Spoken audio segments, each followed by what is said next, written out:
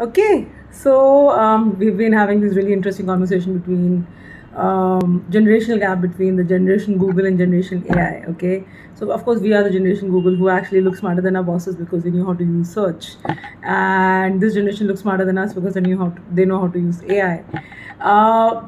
And of course this is all debatable, but the interesting thing is we've all always have had tools, right? It's like we've always had Excel, but not everybody knows how to use it.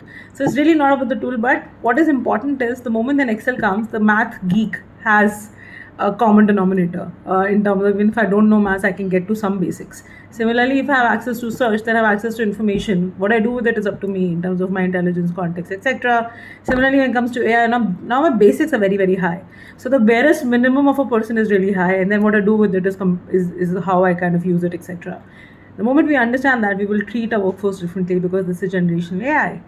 Um, it is brilliant to have someone who has a basic or a low, like the lowest version of them is also smarter. And does that not make life easier? Does it not make life simpler? And the moment you understand that, this is the generation that you're dealing with, you will deal with them differently. You will like have different expectations. You will treat them differently.